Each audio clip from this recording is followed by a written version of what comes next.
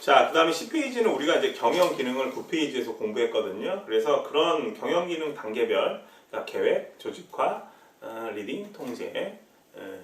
이거 우리말로만 기억하시지 말고 영어로 같이 기억하시라고 그랬어요. POSC, 플래닝, 오르거나이징, 리딩, 컨트롤링 잘 기억하세요. 각 단계별 경영자 혹은 경영 이슈가 뭐냐 한번 볼게요.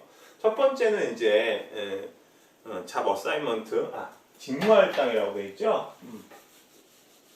잡 어사이먼트. 자, 써봅시다. 잡 어사이먼트. 우리말로 하면 이제 직무 할당이라고 해요.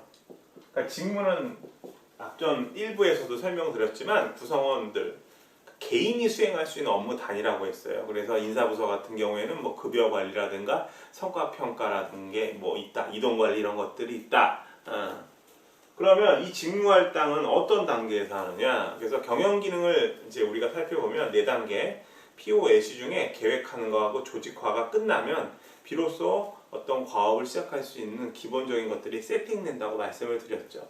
그러니까 직무 할당은 당연히 언제 이루어지겠어요? 직무와 권한을 연결시켜주는 과정이 일어나는 거니까 조직화 과정에서 일어난다라고 생각하시면 돼요. 이렇게 O라고 쓸게요. 이해되셨죠? 그러니까 여러분들 이거를 한번 체크해 보시는 것도 좋아요. 그 다음에 이제 예산 편성, 그죠? 예산을 우리가 버짓이라고 하잖아요. 예산 편성 한번 봅시다. 예산 편성에 관한 얘기를 한번 보시면은 예산 편성은 당연히 아까 김장을 봤을 때 요번 김장할 때 돈이 어느 정도 들을까 한번 생각을 해봤잖아요. 그래서 대략적으로 뭐 100만 원이 들 거야, 200만 원이 들 거야 이렇게 얘기해 볼 수 있는데 당연히 그러다 보니까 계획 단계라고 우리가 이야기할 수 있겠네요. 자, 세 번째 한번 볼까요? 리더십 발휘 한번 봅시다. 리더십 발휘는 당연히 어떻게 해야 돼요? 리딩 단계에서, 그죠? 구성원들이 일하는 단계에서 뭘 해야 돼요? 관리자가 기본적으로 구성원들에게 모티베이션, 동기부여하고 그들 간 커뮤니케이션을 잘할 수 있도록 이끌어야 되고, 그죠? 그 다음에 마지막으로 그로 인해서 갈등 관리가 잘 이루어지도록 해야 되니까 당연히 리더십 발휘는 지휘 단계에서 이루어질 수 있겠네요. 자, 네 번째 한번 볼까요? 네 번째 보면 코칭하고 멘토링이 나오는데 요거는 뒤에서 좀 설명을 할게요. 우리 1장 15페이지에서 경영 기술 이야기 나올 때 전문적 기술 분야 부분에서 다룰 거거든요. 여러분들 필기 이렇게 해서 써놓으세요. 15페이지 설명이라고 이렇게. 기본적으로 이야기 들으면 멘토링 같은 경우에는 새롭게 조직에 들어온 사람이 조직에 적응할 수 있도록 조직에 오래 머물렀던 사람들, 그죠? 기존에 있던 조직 구성원들이 그 신입 사원 혹은 조직에 새로 뉴커머라고 할게요. 뉴커머들을 이렇게 보듬어 주는 거예요. 알려주는 거죠. 우리 회사는 어떤 회사고 우리 부서는 어떤 일을 해왔고 이런 분위기야. 그래서 어떤 조직의 분위기를 느낄 수 있도록 요건 쓰자. 중요하니까. 오르거니제이션, 클라이밋, 어떤 조직의 분위기를 느낄 수 있도록 이끄는 거예요. 클라이밋이 분위기예요. 분위기. 조직 분위기를 느낄 수 있도록 하는 거고, 코칭은 실제로 직무 관련된 기술을 가르쳐 주는 거예요. 예를 들어서 뭐 마케팅 부서에서 뭐 10년 정도 일한 사원이 있다. 뉴커머는 잘 모를 수 있잖아요. 그 사람한테 여러 가지 노하우를 가르쳐 주는 거죠. 실질적으로 어떤 기술, 과학 관련된, 직무 관련된 기술을 가르쳐 주는 거다. 이 정도로 기억하시고. 당연히 어떤 때 이루어지겠어요? 당연히 일하는 과정에서, 그러니까 리딩 단계에서 이루어지겠네요. 그 다음에 이제 다섯 번째로 요거 지울까요? 이제 칸이 좁으니까 임파워먼트 봅시다. 임파워먼트라는 건 뭐냐? 뭐 파워를 갖다가 권력, 권한 뭐 이렇게 설명하는데 권력을 심어주는 거잖아요, 이미. 그리고 먼트는 이제 명사 만드는 거니까 우리말로 바꾸면 권한 위임이라고 해요. 권한 위임. 그러니까 권한을 주는 거예요. 누가? 상급자가 하급자에게, 그죠? 상사가 부하 직원에게,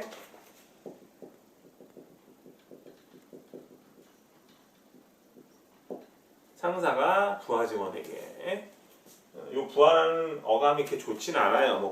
뭐 위계가 확실한 군대도 아닌데 부하 직원이라고 이야기를 하는데 편의상 그냥 쓰는 내용이니까 너무 거부감은 갖지 마세요.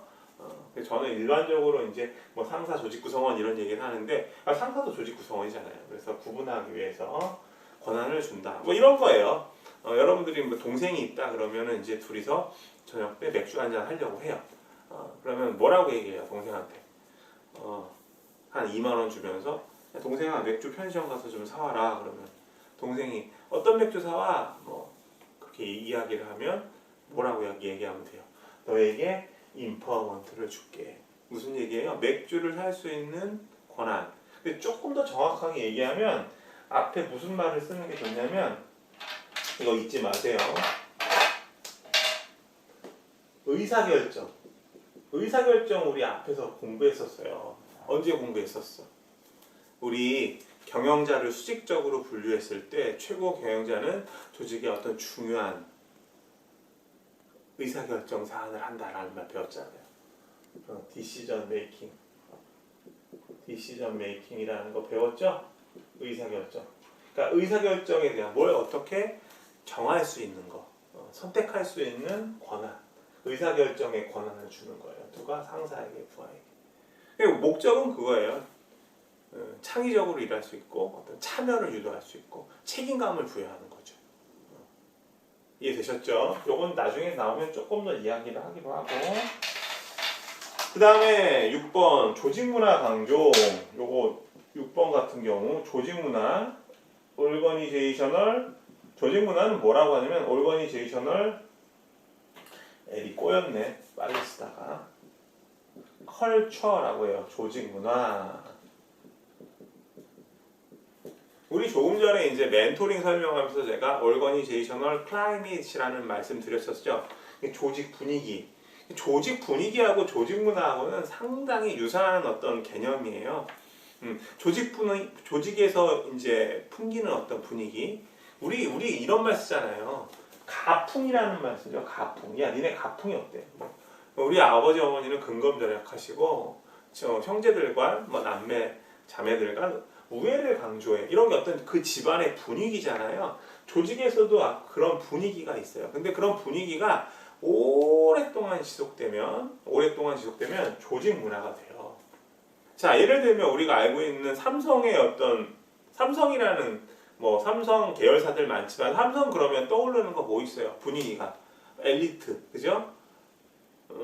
강의 초반에도 말씀드렸지만 삼성은 인력풀이 상당히 좋잖아요. 인력풀이 상당히 좋아서 많은 인재들이 모여 있단 말이에요. 뭐 말씀드렸는지 모르겠지만 인력풀이 너무 좋아서 후발주자지만 마켓에서 상당히 후발주자예요. 소위 말하는 이제 마켓 팔로워.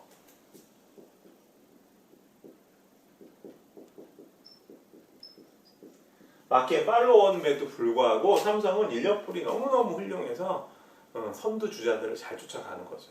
가장 대표적인 사례가 뭐 반도체라든가 아니면 휴대폰 쪽이, 스마트폰 쪽이 그렇죠. 어쨌든 삼성의 분위기는 엘리트. 근데 그런 것들이 계속 유지돼서 계속 우리나라에서 인재들이 삼성 많이 가고 싶어 하잖아요. 그죠?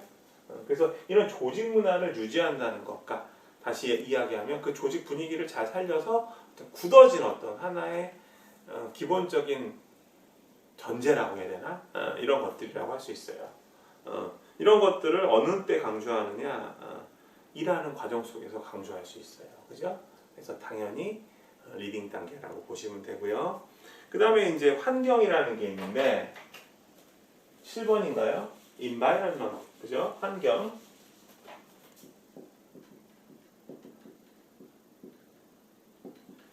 환경 탐색은 언제 일어나느냐? 환경 탐색이라는 건 뭐냐면 이렇게 보시면 돼요. 이 조직이 이렇게 있으면 조직이 어떤 고유의 활동을 할 때는 외부 영향을 받아요. 이 외부 영향 요인을 우리가 environment, 환경. 그래서 다른 말로는 그냥 외부 환경이라는 말도 써요. 환경이라고. 뭐 에어 폴루션 이런 게 아니에요. 공기 오염되고 뭐 미세먼지 있고 이런 게 아니라 외부 영향 요인들을 말해요. 그러니까 대표적으로 뭐 이런 게 있을 수 있죠. 지금 기업 활동을 하는 CEO 입장에서 지금 가장 어려운 게 뭘까요? 지금 외부 영향. 뭘까요? 왜 대답을 못해? 이거잖아요. 코로나 바이러스, 그죠? 예를 들면 이 조직을 여행사라고 한번 해봅시다. 여행사나 뭐 예를 들면 뭐 항공업계라고 한다면 지금 이 코로나, 이 코비드 19 사태의 영향을 상당히 많이 받죠. 이런 영향 요인이에요. 이런 것들을 어느 때 우리가 의식을 해야 되는가, 이런 것들을 당연히 계획 단계, 그죠? 뭐 새로운 사업을 하려고 할 때 그 수요가 얼마나 되는지, 그죠? 지금 항공사 같은 경우에는 상당히 어려워서 기존 직원들을 조직 밖으로 자꾸 내보내려고 하고 있잖아요. 그런 움직임도 많이 보이고요. 이해되셨죠? 기업 정리를 하면 외부의 어떤 환경 요인을 상당히 조직들은 많이 받는다. 그리고 뭐 우리나라 자영업자들 같은 경우 예를 들면은 뭐 정부에서 이제 그 강력하게 코로나 바이러스가 번지는 걸 막기 위해서 막 9시까지만 일해라. 뭐 음식점 같은 경우에는 그 이후에는 영업하지 말아라 하니까 상당히 어려움을 많이 겪잖아요.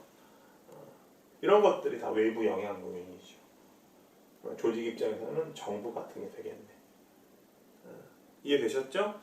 그 다음에 8번째, 목표 설정과 확인. 당연하죠. 목표 설정은 당연히 계획 단계에서 하고 확인은 컨트롤링, 통제 단계에서 할 수밖에 없다. 그리고 마지막으로 동기부여, 갈등, 다양성 강조는 당연히 일하면서 우리가 생각해 볼 수 있는 이슈다. 자발적으로 일할 수 있게 동기부여 시켜야 되고 갈등 관리하고 그 다음에 다양성. 다양성이라는 거는 우리 뒤에서도 공부할 거예요. 14페이지인가 나올 텐데 이거 생각하시면 돼요. 다이버시티, 다양성. 예를 들면은 뭐 성 다양성, 그죠? 여성, 남성, 기타. 그 다음에 또 뭐가 있을까? 그 다음에 인종에 관한 것들, 그죠? 그 다음에 또 뭐 있어요? 나이, 그죠? 나이. 이런 것들 생각해 볼 수 있겠네요. 뒤에 가서 또 자세하게 할게요. 뭐 이런 이슈들이 있다라고 보시면 되고, 그러니까 참고로 여러분들이 이렇게 체크하실 수 있으면 경영 기능 단계 잘 이해하시는 거라고 보실 수 있어요. 자, 그 다음에 우리 몇 페이지냐? 11페이지인가요? 경영 역할 한번 봅시다.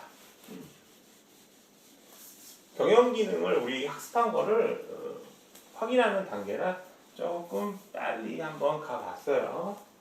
자, 11페이지 한번 봅시다. 11페이지 경영 역할.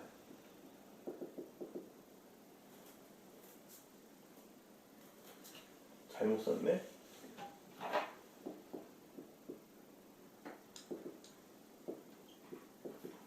경영 역할이라고 해요. 우리말로 매니저리얼 롤.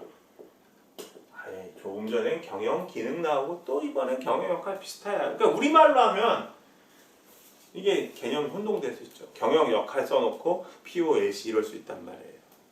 자, 그래서 크게는 경영자들이 어떤 역할을 하느냐, 역시 수행하는 일과 관련된다. 그래서 크게 구분을 해보면 첫 번째, 인터퍼스널 롤이라는 게 있어요. 대인관계 역할. 저는 한글로 써볼게요. 우리 핸드아웃에 영어로 나와 있으니까 대인관계, 인터퍼스널 롤. 그 다음에 두 번째로는 인포메이셔널 롤, 정보 전달이라고 좀 의역을 해볼게요. 정보 전달 롤. 세 번째는 디시저널 롤, 의사결정 역할. 사람 대인관계는 큰 사람이 아니고 사람들을 만난다, 대한다, 응대한다 이런 말 쓰잖아요. 그때 그 대자예요. 응대한다 할 때. 그래서 여기 보면 이제 서브 역할들이 1, 2, 3번이 있고, 정보 전달 역할도 1, 2, 3번이 있고, 그 다음에 이제 디시저널 롤은 4개가 있네요. 혁신자 역할서부터 협상자 역할까지 이 4가지를 기억하셔야 돼요. 여러분들이 이제 오프라인에서 중간고사 공부하실 때 한 번 좌절하는 구간이 이거예요. 야, 이거 다 외워야 되냐? 아시면 좋죠, 그죠? 잘 기억해 보세요. 대인관계 역할은 뭐냐면 경영자가 사람들하고 많이 커뮤니케이션하고 접촉을 할 거 아니에요. 당연히, 그죠? 예를 들면 중간관리자 같은 경우에는 부서의 어떤 성과에 책임을 지고 부서원들이 이끌어 나가니까 여러 사람들과 접촉할 거 아니에요. 그죠? 이런 거 한번 생각해 볼 수 있다고요. 첫 번째, 대표자 역할 한번 봅시다. 대표자 역할이라는 거는 회사 대표로서 법적인 책임을 하고 사회적 임무를 수행한다.